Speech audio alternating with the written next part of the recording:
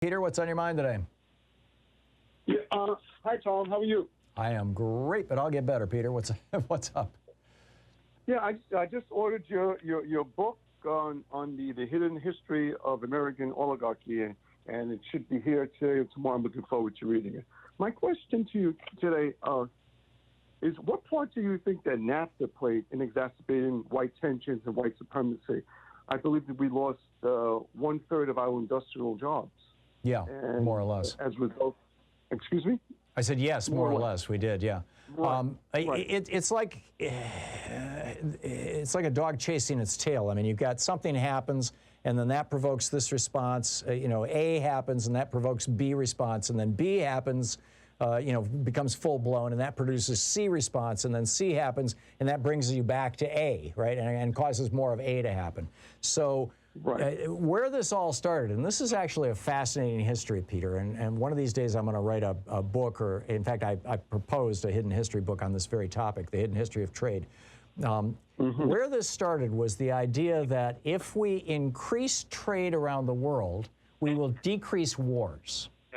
This was the theory of the European Union. This is what brought the European Union together. If everybody's doing business with everybody else, they have a strong incentive not to go to war with everybody else. And one of the reasons why, one of the things that was an exacerbating factor in past wars in Europe was trade conflicts, protectionism. So we're going to eliminate protectionism, and we're going to flatten the playing field.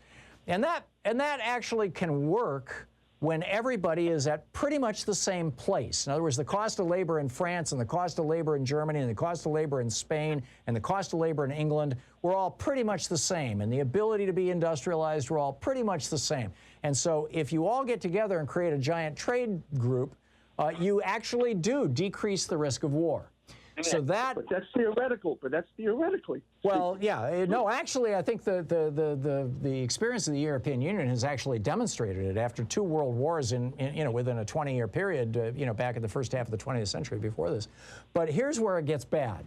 So then you take that logic. The Reagan administration took that logic, and there were a bunch of neoliberal think tanks back in the day, groups like, the Foundation for the Defense of Democracies and other ones, I'm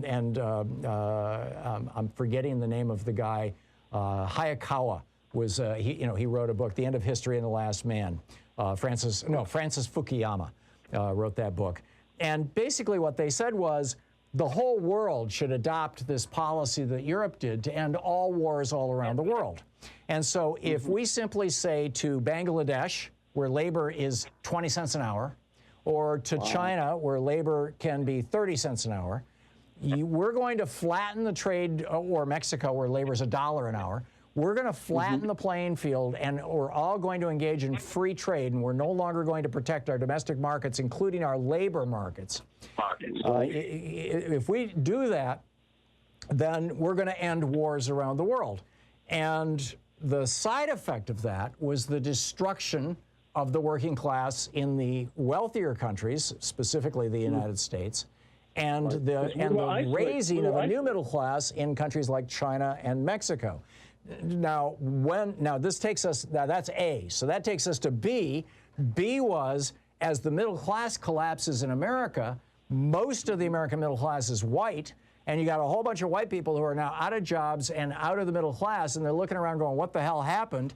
And then you get these demagogues coming in and saying, oh, it's black people who want your jobs, or it's women who want your jobs, or it's Mexicans who want your jobs. And then you've got this white rage that comes out of this that produces this situation, and then provides a fertile ground for people like Donald Trump to come in and say, just make me dictator and I will stop this. And of course, he had no intention of stopping it because it's very profitable for the people who supported him. Did I answer your question, Peter? So do you agree with that NAFTA exacerbated these racial tensions? I do. Yes, that's what I really think too. And so I think basically, we always had people in the country that were, racists, who were white supremacists. But I think as long as they were benefiting, they were okay. Everything was fine. But all of a sudden, they lost their industrial job, and they can no longer make their mortgage payment. They can no longer send their kids to college. They can no longer meet their car loan. then everything, then all of a sudden, you know. Right, and these were policies, by the way, that were being promoted during the Reagan and Bush administrations. In fact, Reagan and Bush renegotiated the General Agreement on Tariffs and Trades, the GATT, which produced the World Trade Organization, and they also negotiated NAFTA. Bill Clinton signed it, but it was negotiated during the George Herbert Walker Bush presidency in 1991. I was so incredulous. I didn't believe a word of it. Not a word of it. Yeah, well, neither did Ross Perot, and neither did most of us.